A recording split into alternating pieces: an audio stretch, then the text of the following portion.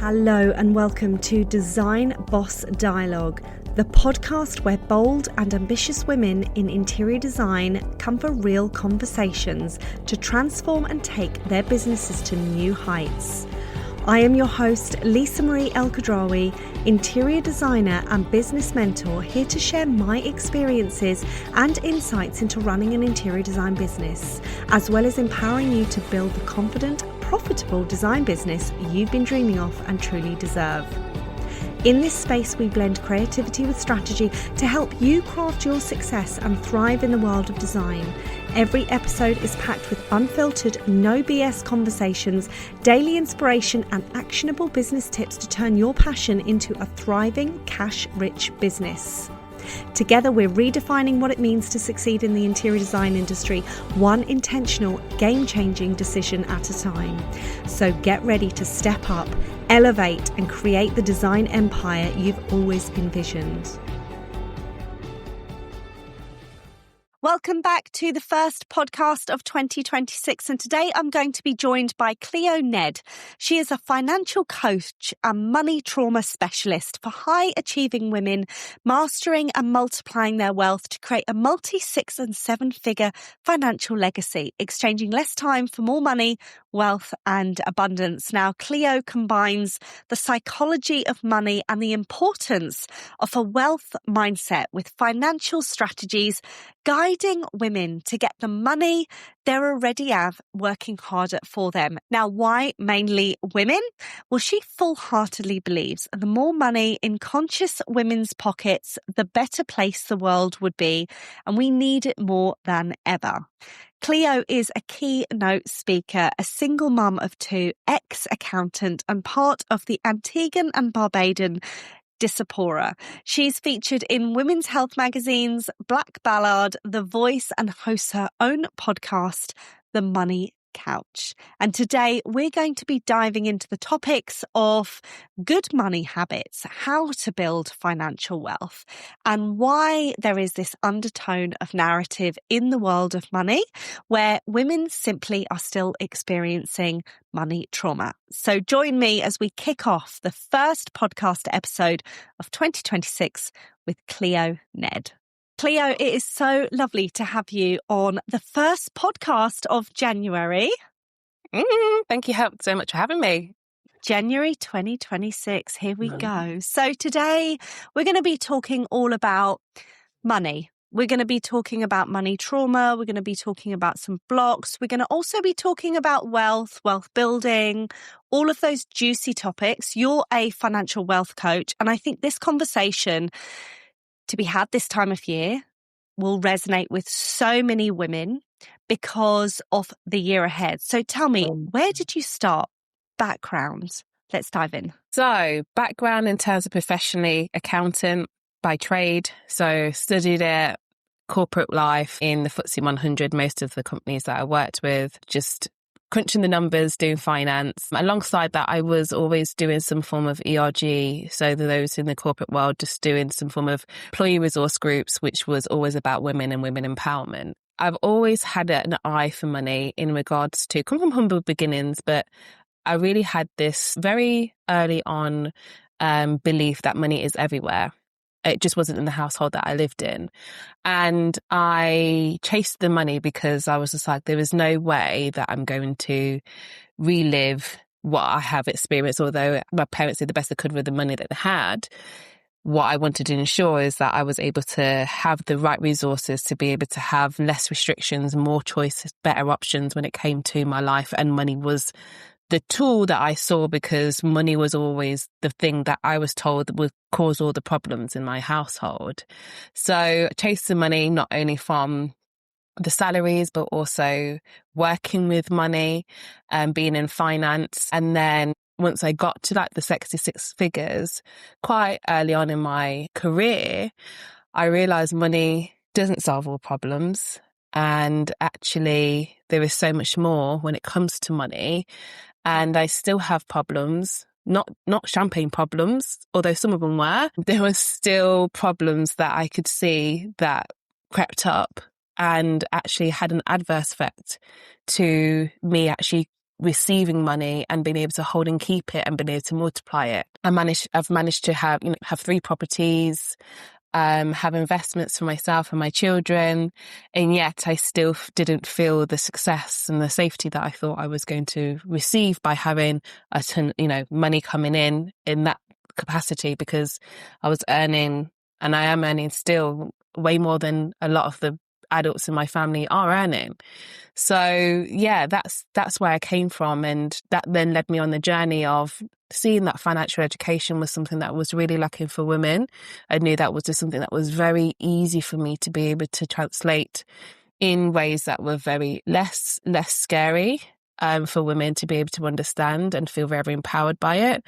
But one of the biggest things that I noticed is that there wasn't sustainable change, because I could give them the tools, but they weren't necessarily being able to completely follow through. After a few months, they'll come off the momentum. And that's when the mindset piece came in, and realizing actually there's so much more when it comes to the way that we feel in our relationship. It comes to money, and money being actually a mirror to us in how we feel about ourselves. So it's an internal work that I realized was the massive gap that was allowing women to have sustainable change when it came to not only knowing what to do with the money they already have, but be able to create more of it and let it multiply itself and make it work harder. So then I qualified to become a financial coach and also a money trauma specialist as well, just to dig deep even further in regards to how money and our emotional side of money, the psychology of money, has a real impact in the way that we actually call it in, and also be able to hold it, but then also be able to be in a space of overflow with complete safety and security within our bodies. So that's, in a nutshell, my journey. I love that. And I think I want to kind of backtrack and start off with a piece that you've just said, and obviously money trauma specialist. Now, a lot of women listening to this will be nodding their head and saying, yeah, I can completely, I get this. Like, I'm listening to everything that she's saying. I'm relating. I want more. A lot of the women that I see and speak to, certainly when I'm either on coaching calls or I'm just having conversations, is they sometimes don't feel safe around money. They feel blocks. They don't know how to have it properly. It's always been the man's thing, or, or I just don't know how to deal with money. So they get very scared. They shy away. What are the trends or patterns that you have seen from a money trauma specialist side of things in your years of working? And are there any particular trends that you could say, look, women experiencing this, we kind of need to work on this? Absolutely. So I'm going to scale it back into, first of all, where this starts to stem from all women. So we have successfully, wonderfully, with women empowerment movements and feminism, to be able to have equal rights as men when it comes to us being able to earn as the same as men. And also now there is so many more women who are business owners who are now in a position and are able to make more money than they have never, ever been able to earn in history, which is something to really congratulate, to really notice and recognize that we are in a new era of women really being able to be liberated and to have better choices, but to be to have better options.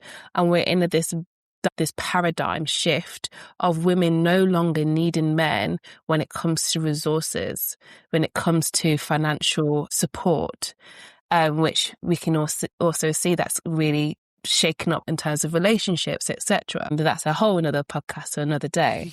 Season 2. So we need to actually honour that, and to also recognise that plays a massive part in why women, now we are able to actually earn the money that we've never been able to before. There is still such a lot of generational cycles, beliefs, narratives and stories that are telling us it's not safe for us to be able to earn this money. As much as you maybe are, you are not feeling safe in earning that money, because this is a new thing for the collective. Not to say there isn't women in history that have been, made their money, etc. But as a collective, as a community, as wealthy women, to be something as part of the norm, it is not the done thing for over generations upon generations upon generations. And even those, like I said, in the lineage who may had the one or two, society told you or told them it is not safe for a woman to have that amount of power. So it would constantly be like pushing a boulder up a hill, up a mountain. So that boulder is a representation of all the limiting beliefs and all the scarcity that you are holding on to that is causing you to be in a place where you don't feel safe, in order for you to be able to not only just earn the money, which you're successfully doing now for the most part.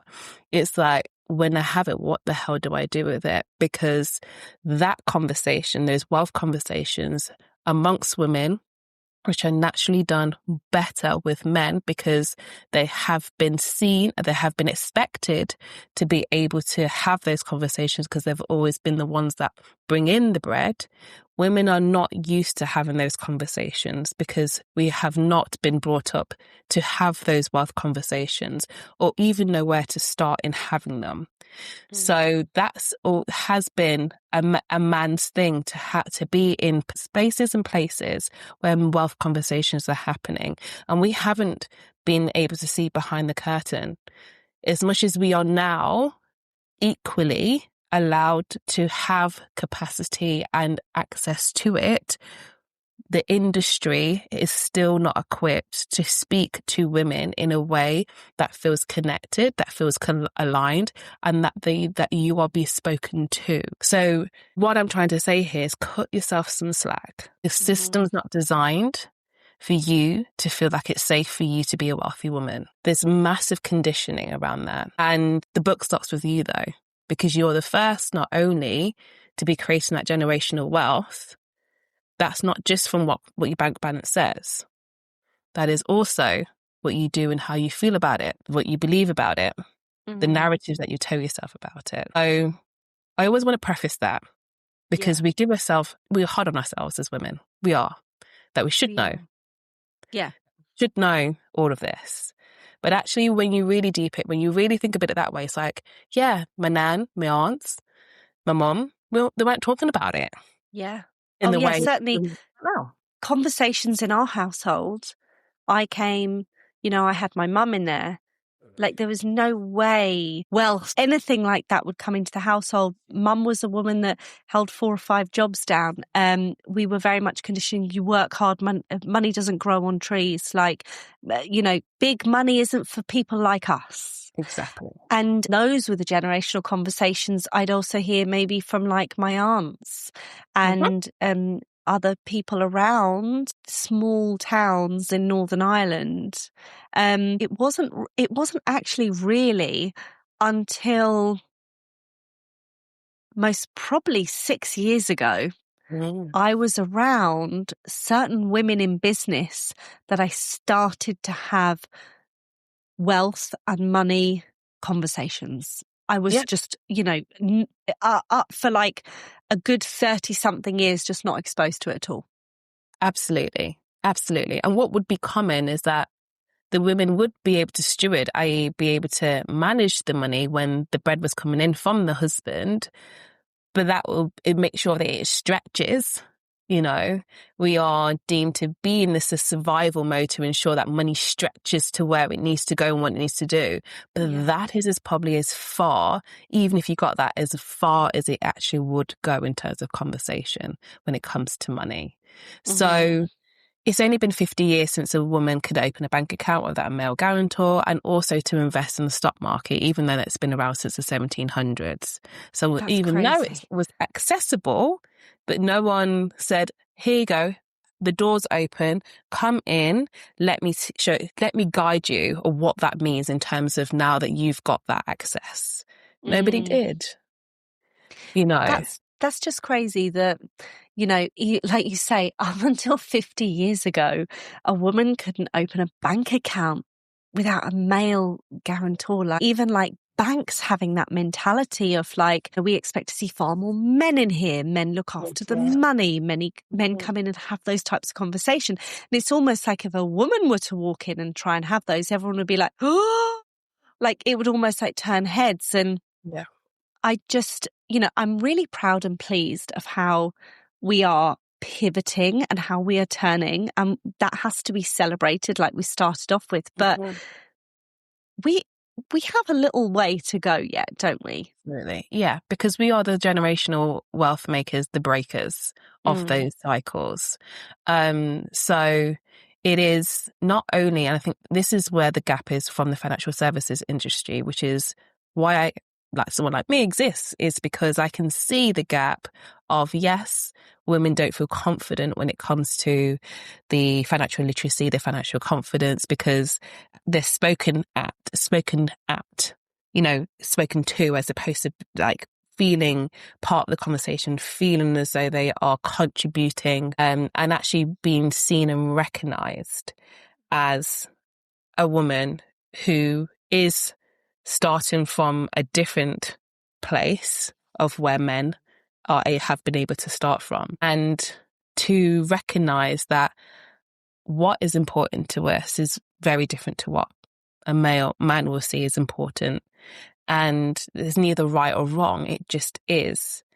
But the angle is always through the lens of the man, which is why it doesn't feel so inclusive for women to be able to talk about money or go to a financial advisor, even if it is a female to a certain extent, because there's always a way of how people are taught and educated when it comes to money, and recognizing those differences and nuances, because we all have to put, especially in the corporate space, some form of maths to be able to feel like you need to survive in a certain way, and not quite understanding where we are at when it comes to money, at finances, wealth and abundance when it comes to women.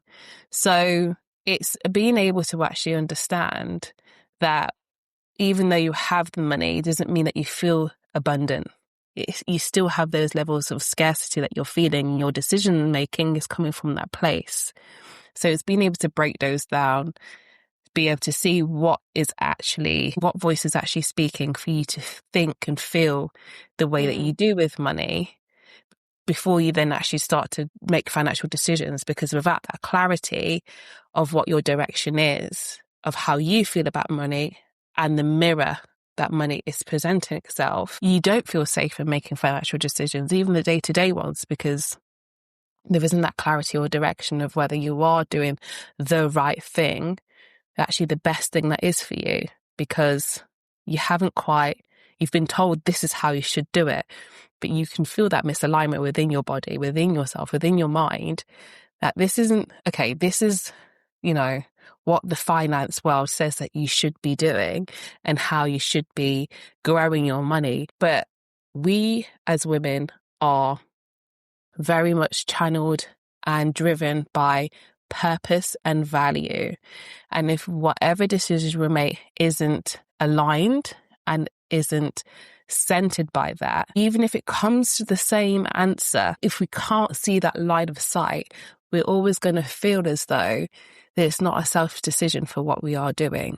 And that is what the financial services industry is missing, is that value and purpose is so important to us. Don't tell me that I shouldn't invest ethically because it's less profits, when that is the fundamental thing that's important to me, because I want to ensure that my money is invested in spaces and places that is for the future generations, ensuring there's still earth in the future. Because there's still, wildlife, and there's still whatever the social impact nature and everything around. Yeah. Whatever social impact you want to create, and that's how you want to invest your money, is how you want to invest your money. Even if it hits some of your margins, then when your money is working hard, not only for yourself, but for your peace of mind in terms of the social impact you want to create. And it may not give you as much profit, but you will feel more aligned in every single day decisions, because holistically you are making your money work in a way that's aligned to your values and your purpose. And that's what's more important for women. And if we don't do that, we'll find ourselves in a spiral of sabotage and probably frivolously spending, doing things that aren't in alignment, because we're in a space of sabotage, because we are trying to mask the things that we feel like we know we shouldn't be doing with money, but doing it because we've been told to, because that's the best of profits, even though that's not within my heart, especially being a heart-led person, is right for me, is the best for me. So if I were to say to you, what are good money habits for like a businesswoman? Now, if we look at maybe someone that has already started their business, maybe they're a couple of years in business, what are good money habits to adopt to start wanting to build wealth? Because also I hear a lot of conversations like with wealth management and investments, you've got to have loads and loads of money. And I think this is another thing that has come from the man's narrative. And I remember very clearly sitting in a conversation a couple of years ago with our no longer personal finance advisor, male. And I very much was kind of not pushed out of the conversation, but he'd always direct the eye contact to my husband. And I'd always then try and push in and ask questions. But he was very much like, oh, I think you're going to need bigger sums for that. And I think you're going to need this. And I was like, I really don't like the sound of this conversation. Like, this is just very negative. And it actually turned me away for a couple of years of looking at wealth management. So as a woman in her early years of business, in one of her businesses, how would you adopt good money habits? I love this question. And what we have frequently been told in terms of entrepreneurship is that you don't pay yourself for the good couple of years until X, Y, and Z, No salary. No salary, no nothing. And actually, that's the fundamental flaw in when people start their business. Even if you're giving yourself £1, you need to start that flow and that habit of actually paying yourself something. And what I also want to make people aware of is that you create a business because you see there's a gap and you want to be able to fulfill that for other people, and to, especially if in a service-based business, that you want to be creating, better features for people and making their businesses better, whatever it is that you're in, you've got the end person in mind and you want to actually improve their lives. What about yours? What about actually thinking about improving yours, making more ease in your life, that your money actually makes what you're making in the business works harder for you? Your business can't be more successful than you are. That is, to me, does not make any sense. That your business is more rich and wealthy than you as an individual.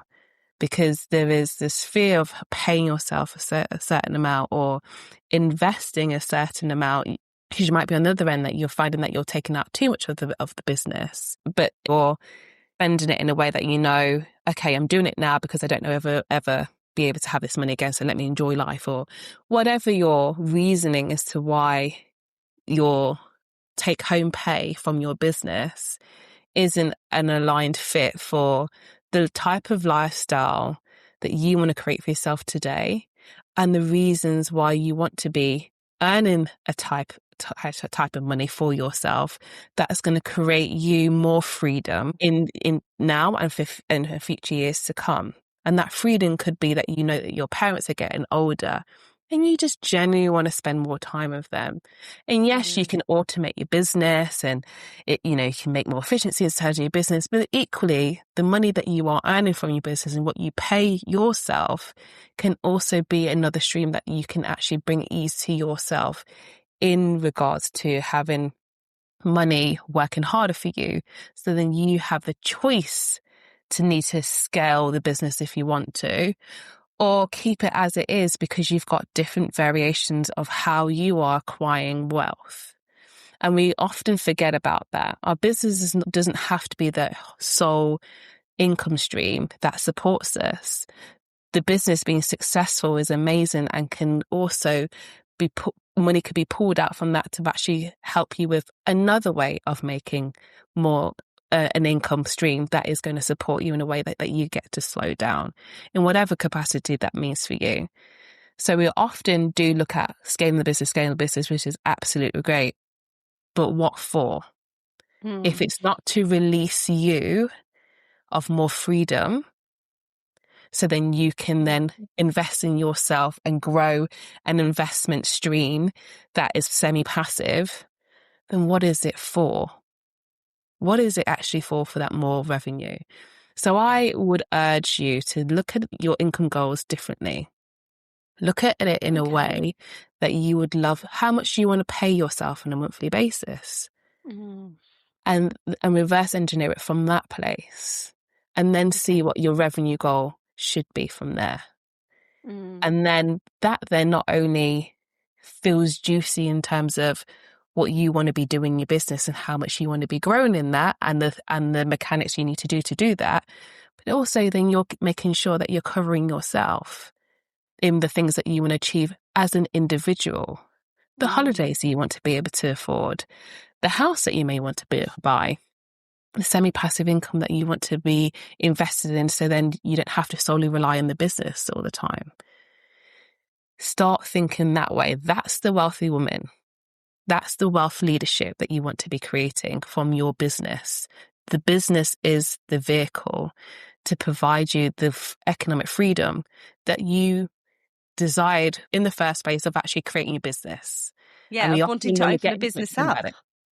Yeah, exactly. We forget that when we get in the woods of it all, in the weeds of it all. The business was meant to give me more capacity, not less.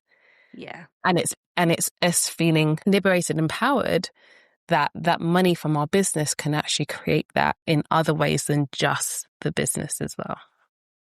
I love that. And I think sometimes women can get caught up in, I've got this business and I can't even pay myself. And it's like, well, why did you start a business in the first place? You come out of the corporate industry to work for yourself, to have a business, to dictate your freedom. And obviously there's a level of financial freedom within that, but it has to start somewhere. So, we all have investments and business outgoings, but one of those crucial outgoings should always start with you.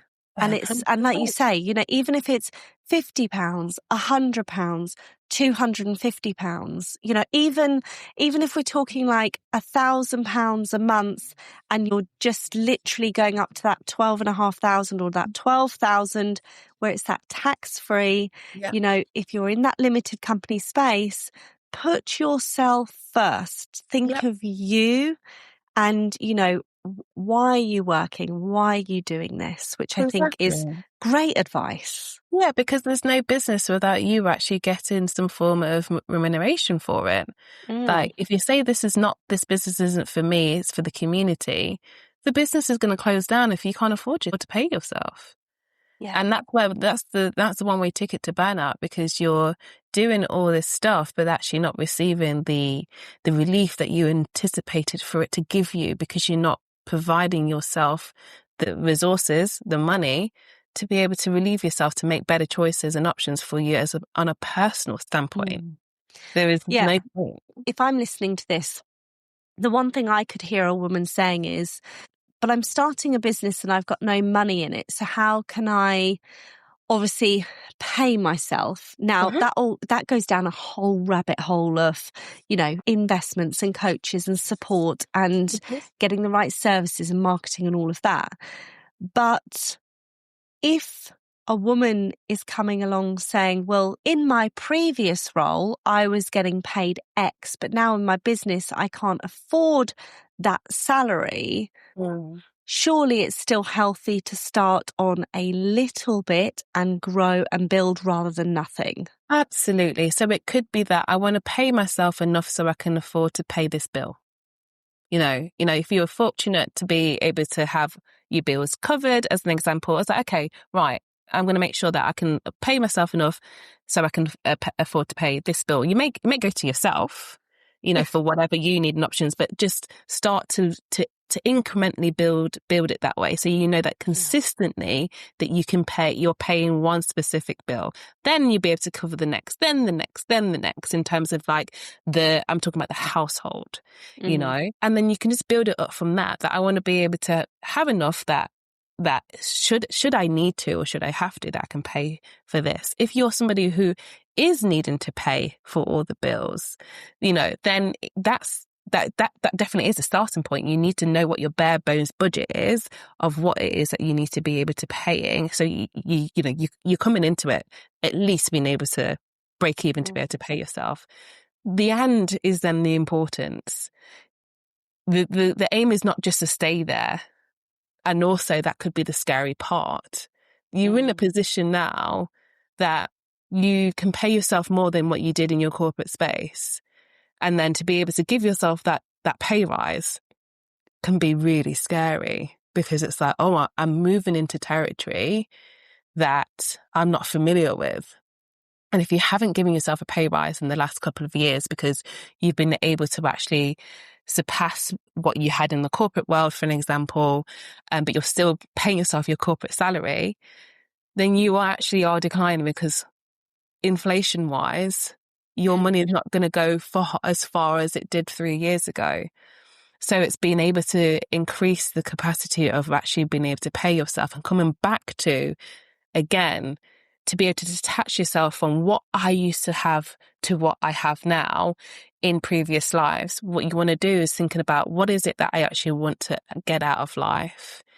And what things do I want my money to be able to provide me that the business will support me in doing that? And when you say it that way, that's it comes into real, like a nice, energetic, feminine flow, as opposed to this very masculine way. How do I get the business to support me in my own feminine energy to be able to receive this type of money that's going to give the lifestyle that I want, and then be able to see how many sales you need, what you need to be, what offers you need to have, how you get to cost them up. And then if you start to feel any like, oh, that feels a little bit, that, gives you this sense of like the heebie-jeebies, then that's the work. That's the part that it's the invitation for you to be like, okay, I'm getting feedback in understanding. There's a little bit of money trauma there. There's a little bit of like cleaning that I get to have in there. And then from that place, you'll be able to clean that up and then build the strategy, the financial strategy on top of that, giving yourself that direction. By not doing that, you're going to find yourself blocked, and you're going to find yourself not allowing yourself to open up your capacity to receive that and to be able to hold it too. Yeah. So as much as it may feel a bit scary by some of what I'm saying, that's good, because it's giving you information and feedback of where the work actually is. Yeah. And also I think to take that step forward to pay yourself, even if it's small incremental figures, that's really, really important. So when it comes to building wealth and investing, this narrative of, oh, you got to have loads of money to start investing. True or false? Again, it's the habit. You need to start the habit. Women are not risk averse. We're very risk aware. And I want you to really hear that. You're risk aware. It's not risk averse. Women are actually now the better investors than men. Why? Because we have patience.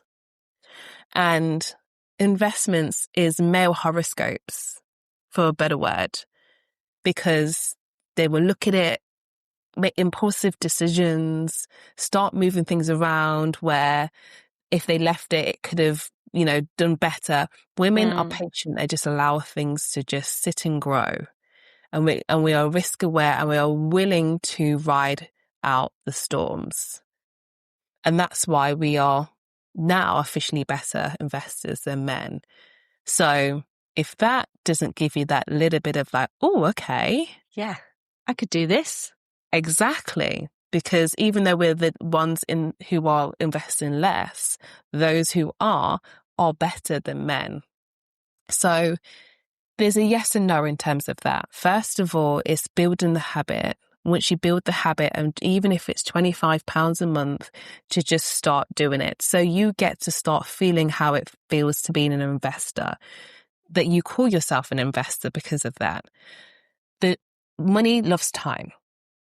Money loves time. The earlier that you get into the market of investing, the more time your money has to multiply on itself. So the best way I can describe that in terms of compound is the analogy of 1 + 1 is 2, 2 + 2 is 4, 4 + 4 is 8, then it goes to 60 and 32, and you see that gap getting bigger and bigger from the one number to the next. And that's how compound works. And if you imagine if that was year on year, the gap gets bigger and it multiplies quicker. So the longer time you've got for money to multiply on itself, the better chance you are for your money to grow exponentially. And our brains can't fathom exponential growth because it's complicated maths. But if you think of it from that perspective of compound 1 + 1, 2 + 2, 4 + 4, you can see how quick it gets to multiply. Then that's why you need more time in the market. The longer you leave it, yes, it is correct. The more money you will need to invest to catch up to where you probably want to go. So a 20-year-old, to get to their first million will get there a lot quicker than somebody who's 40, just because they've got more time and have to put a lot less in to get to that first million. Yeah. Because they've got time on their side. So yes, you do need to have more to gain, but it all depends what your goal is. So I say 1 million, but a lot of the time when you do crunchy numbers, not all the time is it 1 million. It could be 2 million, it could be 500. You don't know until you know what your enough number is. And to understand that is when you gain clarity of exactly how much you need. And also, let's think about, it's not just investing in a pension or investing in an ISA. There's a plethora of ways of how you can invest your money to get to the same outcome, which you can start being creative in being when you're like, okay, I don't have as much time as a 20-year-old. I'm 40, 45. What options do I have to still get to the same endpoint that I desire to be? I looking at my options and see which one provides me the same outcome. Because yes, I know someone come to me and says, oh, I've been told I had to put 2.5K away in my pension from now till my mid-60s for me to get 1 million. Well, yeah, technically that is true in terms of where you are, in terms of your age. And that's not the only way to get there and get the same result, which is going to allow you to get there quicker, more efficient, more effective, rather than having to put so much money away. That's just one route. Yeah, one avenue. One avenue. You can do that and a bunch of other ways. But it's understanding what your values are, what your purpose are, what the things that you're interested in want to invest in to get to the same outcome. So yes, you may have to be a bit more creative as you get older because you haven't got the time, but it's still absolutely possible. Again, that's being informed of what options that you do have as a woman in your 40s, 50s, wherever you are. That's going to help you get the same outcome as you desire. Just as you may have left it later for whatever reasons to invest, it doesn't mean that you have completely write yourself off from it. So do you have any tips for women that would want to start potentially investing, where to invest? So if it's like low level investments, just to start getting in, where's the best places to kind of invest your money? And maybe this is how long is a piece of string, but just to kind of give some ideas. Yeah, absolutely. So, financial advisors and financial educators don't really like people to say this or think this, but this is what my truth is and what I have seen a lot for when people feel a little bit apprehensive in terms of investing, is to start on a platform that is as least amount of resistance and lowest barrier to entry for you to get in, that doesn't feel like it's completely overwhelming you and you're having to make too many choices. Reason why I say that is because if you feel the more that you feel like you have to do in terms of investing, the more that you're going to overwhelm yourself and believe it's not for you.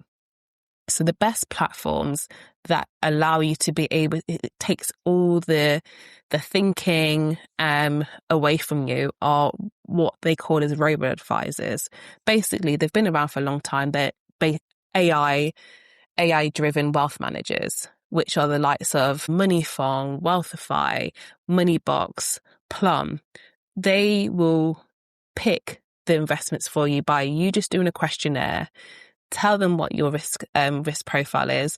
Tell them the types of investments that you want, and whether it's ethical or whether it's you want more of an aggressive one. That it gives you a step-by-step options and questionnaire that you can fill out very, very quick and easy.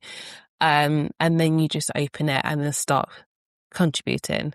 It is the most anticlimax experience opening an investment account, and the most you just go, and that is it. It is literally what I've just said.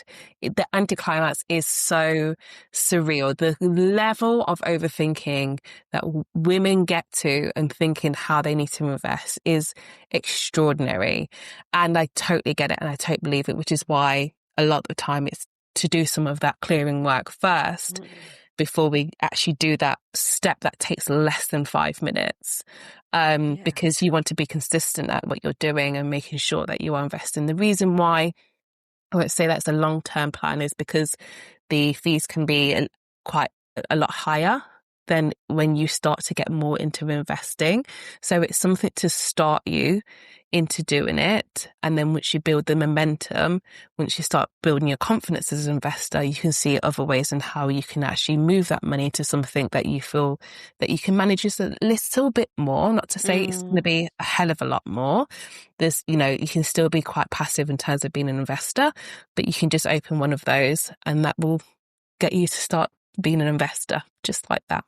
I love that, because I think even say a woman was in the early stages of her business, so she's maybe just opened her business up and she's in the first 12 months, it would be really good as a money habit to just say, do you know what, I'm just putting £50 a month into this account. Almost see it as like a savings, but it's investment. And then I'm going to pay myself another 150, and actually that's just £200 a month. I'm just going to do this for 6 months and see where I get to. And 9 times out of 10 after 6 months, you can increase it most probably by double. And then you start doing that. So like you say, it's as easy as that, which is really amazing. Yeah, absolutely. And it was simple as that, but it's probably not as easy. And the easy part is the mindset blocks. It's the money trauma that's telling you why it's not safe. So it is very simple. Financial education, financial literacy, when you actually break it down, and it is made complicated and not done, taught in schools for a reason. That's another day. Oh, we could talk about that all day. But when you actually break it down, you realize just how simple the concept is. It's just not easy when you have these ideas of how it should be, because it's been deemed as so overcomplicated. You find a time where you feel like I'm missing something. How can this be so easy? And that's the part where we just need to regulate ourselves through that process in order for you to feel safe to actually do it. So Cleo, if we were to wrap up the podcast and give the women one piece of crucial advice or value to go off into 2026, what would that be? For me, it's to ensure, it's right back to what we've talked about, is to ensure that you are paying yourself in a way that is building your wealth, that is building your creation of wealth, because without being able to pay yourself in the right way, your business won't be sustained. You are in business because your magic, your aura, your energy, your industry leading essence needs to continue in this world. And if you are not paying yourself correctly in the business, then that light will be dimmed, and we do not want to see that. We don't want to see that. And that goes deeper, not just from a place of paying yourself, but understanding why you're paying yourself the amount that you are paying yourself to help you then have a stream in your personal life that's building wealth and that's allowing you to have another stream that's going to give you investments that helps you slow down, that allows you to have more economic freedom, that is going to support you in the future when you decide to want to slow down, even in your business. You know, we love our businesses, but we don't often quite think about the times when we eventually want to slow down that part as well. And what we're doing with the money that we are paying ourselves to help us to get to that point eventually, because our businesses are a vehicle for us to build wealth for ourselves individually. Yes, for the magic that you're bringing to the world, but equally also to build your wealth. And it's being very clear of how you get to pay yourself to allow yourself that you can actually give yourself that wealth. Amazing. Thank you so much. I love that. And I think so many listeners and women are going to take so much away from today's conversation. So if you've loved that and you've loved listening to Cleo, then please go and follow her. All of her details are going to be in the show notes below. You can dive into her world. Go and say hi to her, go and ask her a question. And she's got a plethora of advice and gorgeous tips on her Instagram pages and her website. Cleo, thank you so much for joining me on the first podcast back for 2026. Thank you so much for having me. It has been a pleasure. Thank you. Thank you. And I'll be back again next week for another podcast. Thank you. Thank you so much for tuning in to this episode of Design Boss Dialogue. If you love what you heard, then please share the podcast with your friends and any women that could do with a dose of empowerment just from me. I would love to hear your thoughts around today's podcast with your key takeaways and wins, because your feedback means everything to me. Also, don't forget to leave a review as well as hit that follow button so you never miss out on any inspiring conversations with me or any other trailblazing women I have on. Stay tuned for more exciting episodes, and remember, unleashing your inner design power and unlocking your true potential is only a click away. See you next time.